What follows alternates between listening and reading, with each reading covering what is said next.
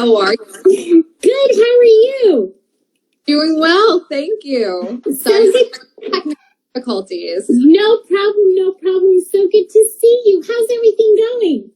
Everything is great. Everything really, going as well as possible, all things considered. I know. Well, we're so excited that you're here. So let's kick it off. Why don't we start off with you telling us a little bit about yourself? Sure. Well, first of all, thank you so much for having me. I miss you. It's been a while since we connected, so this is great. And hi to everyone else who's on as well. I see a lot of waves, and it's nice to see some familiar names that are joining. So just a little bit about myself. Currently General Counsel for the New York Red Bulls. I joined the club back in the end of January. I was in the office for about 6 weeks before COVID hit.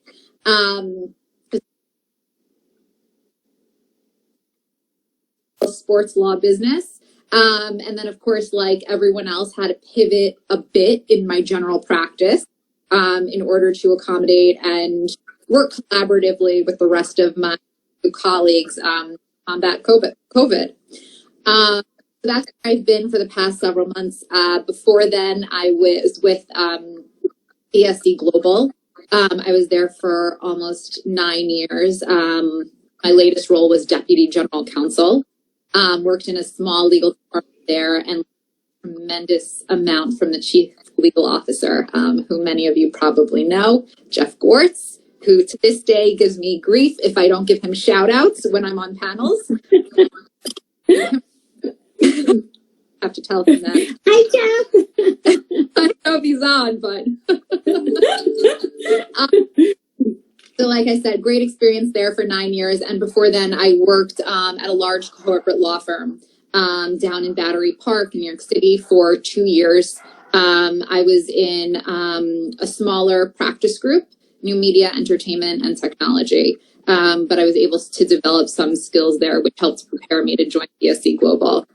And then I guess on the personal side, I would be remiss if I didn't mention the two projects I'm most proud of, which are my two little boys, Russell and Justin. My older one just started kindergarten recently, and the little one is in nursery school. So they keep me busy. Oh, I'm sure. And Kari, tell us, when did you decide to go to law school? You know, Elisa, when I was in college, or even starting in high school, I always thought that I wanted to go into journalism. I majored in journalism and political science when I was at the George Washington University, and I wanted to be a sports journalist. So I did always know I wanted to go into sports, and as part of my major at GW, I had to take a media law course. Material or the subject matter or the case law that we were reading, but I found it to be incredible.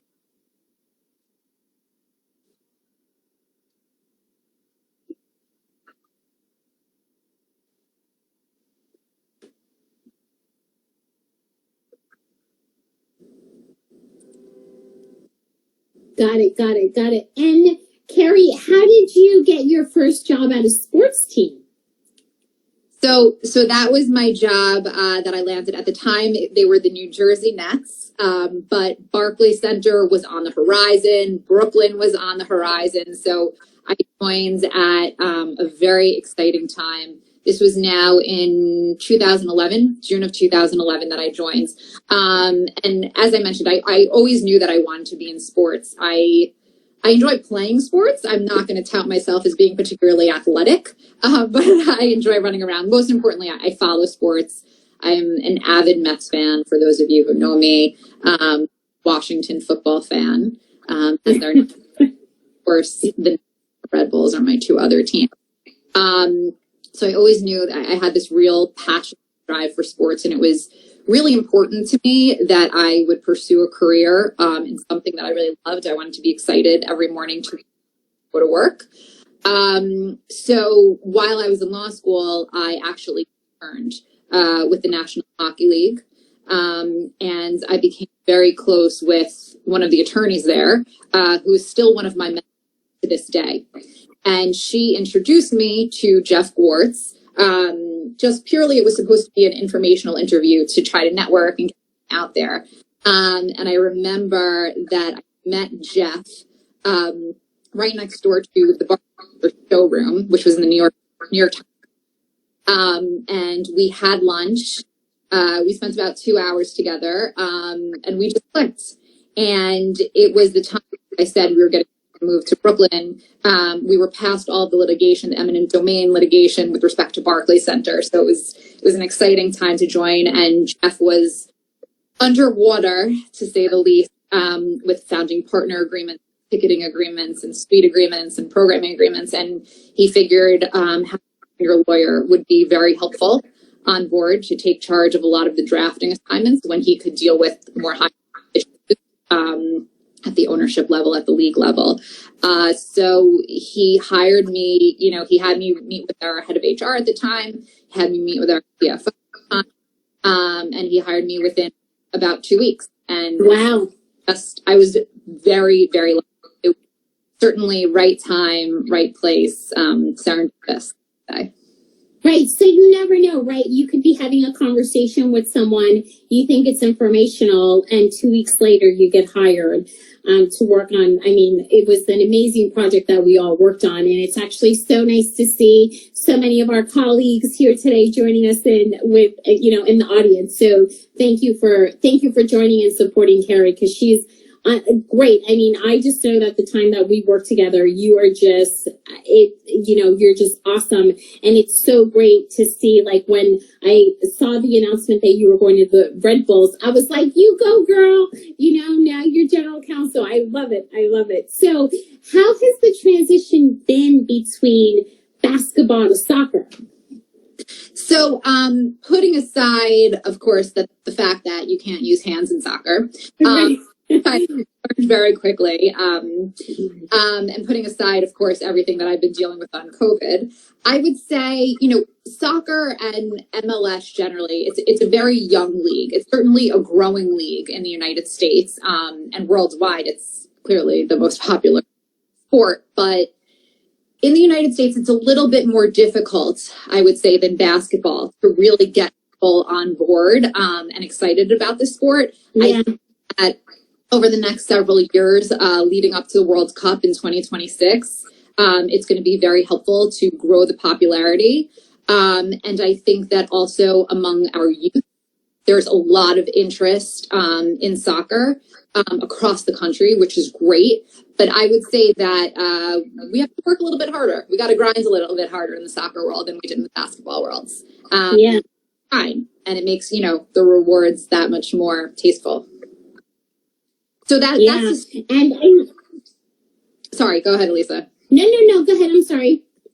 And then I was just going to say more, I guess, on the legal side, there's a bit more regulatory matters that I have to deal with because there are a lot of governing bodies among FIFA, United States Soccer Federation, MLS. And then there's, of course, a variety of different transfer rules that you need to comply with respect to your players, not just within the United States, going from one team to the next, but also transferring to other leagues abroad, which has brought a whole host of issues. And then I would also say the other part of it is our academies. So youth programs and academies. And then, of course, there's a lot of compliance matters with respect to dealing with minors. So that's a bit different basketball as well. Yeah, wow. And Kari, one of the things that I was going to say, comment on when you said, you have to work a little harder and grind more. You have an unbelievable stadium. I mean, it's located in Harrison, New Jersey. So tell us a little bit. I mean, I know we don't have fans in the stands right now. So just in terms of, I attended a few soccer games at your venue, and it's an unbelievable facility. It really is. So it's Red Bull Arena. Like you said, it's located in Harrison, New Jersey. And to me, it's very similar, actually, to when we moved to Brooklyn. It's certainly an up-and-coming area. It is, even though it's in New Jersey, I live in Manhattan, and my commute is easy. It is absolutely nothing. You could drive but I was taking the PATH train to the office every day. And frankly, it was such a pleasure. The PATH train is so clean. It was an easy commute, gave me a little bit of time to just sort of download on my own on the way to work, way home, 20 minutes on the PATH train. So I think that a lot of people realize just how close and easy it is to get there. But, you can also drive, which is great too. There are a variety of different parking lots that are surrounding that. And then, as you mentioned, Elisa, the arena is it's beautiful. It's meticulous. It can host, up to 25,000. Our guest services team is absolutely fantastic. So the food is great. So it's been fun. And I can't wait to go back personally, and I can't wait to host spectators there again. Yeah, no, I think when I remember the first time that I attended an event there, it reminded me a lot of Barclays Center, right? People were like, oh, Barclays Center's in Brooklyn. And once you go there, it's so easy. It's the same thing with your arena. It's like once you go there, it's so easy. So so I'm excited to hopefully have spectators back in the near future, maybe sometime in 2021, right? Let's go. Let's go. So, Kari, based on your success to date, what would be 3 career insights that you would share with our audience today? So I would say number 1 is be passionate about what you do, because I think that if you're passionate about your career or frankly anything, you're going to excel. Because you want to and you're excited about it. So you'll do everything you can. Nothing will stand in your way. If there is a failure, it'll only fuel your fire to get up, try again, do better next time. So I would say that that's important. I would also say, be your own person, adapt to your own style. For me, I think that lawyers get a bad rap for which I can be when I need to be. But my style to date has been, you get more flies with honey, and that's proven to be successful for me. So I feel that I'm buying the general reputation that lawyers may have. So I find that that's helping. And I would also say that in that same vein, it's important to me that people view me as a team player, my colleagues, rather than an obstructionist, sorry, I can't speak, or a stumbling block that gets in the way of getting deals done. I want to help get the deals done. I see something that could prevent us from getting there. I want to be part of the solution, not the problem. So that's what I've learned today. Yeah, that's awesome. And I want to say, just from, lawyers definitely do have and sometimes get a bad rap. But I will say one of the things that was really amazing about working with you was that you were truly a partner in learning about, the marketing side. At least whenever we brought deals to you or, media deals, that you always were like, okay, educate me. Let's think about it this way. So I think that partnership overall, it doesn't matter, what group you're in. I think that that's really important, right? Because you're all in it to move the business forward. So I think that that's really key. And we have someone from our audience who says, Kari, you're amazing. Oh. And yes, I do agree that Kari is amazing. So we have a bonus question today, which I've been asking, or I guess I want to say for maybe like the past 2 weeks, but what is your superpower? Oh, my superpower. I would have to say that I'm a professional juggler. Do you need me to elaborate? Yeah. What does that mean?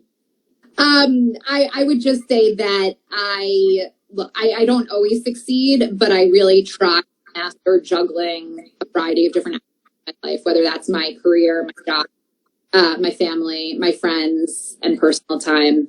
I try always to, even when I'm feeling a little bit overwhelmed, and feeling a need to multitask, I try to really look within and make sure that I'm focusing on the task at hand, whether that's working on drafting a contract or, helping one of my boys art project, you know, that's my focus. I need to be there in the moment, and I try to make sure that I'm giving 100% of myself to whatever it may be.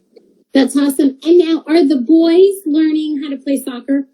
Of course they are. They both love soccer. Oh, that's great. That's great. I remember, I know that when you started with the Red Bulls, you posted some photos of them in Red Bulls gear. I'm like, where's their white and blue? Come on, Kari.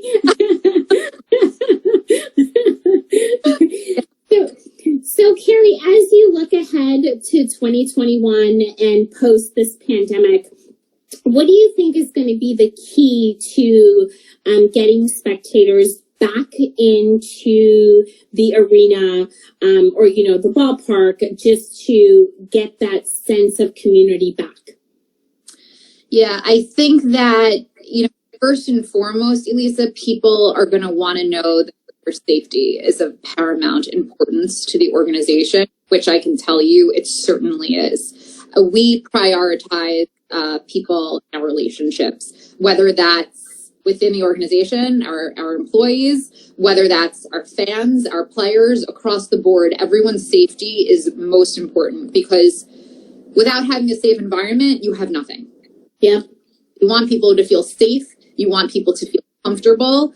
And, you know, even once, you know, post-pandemic, if there is a vaccine, there could also be other stumbling blocks that are still in the way of people enjoying entertainment once again, whether that's, you know, unfortunately, a lot of people have become unemployed due to the pandemic and not have disposable income that they once had in order to come to a game. So I think that it's also important that we talk about the experience. Kari, it was so great to see you. Thank you so much.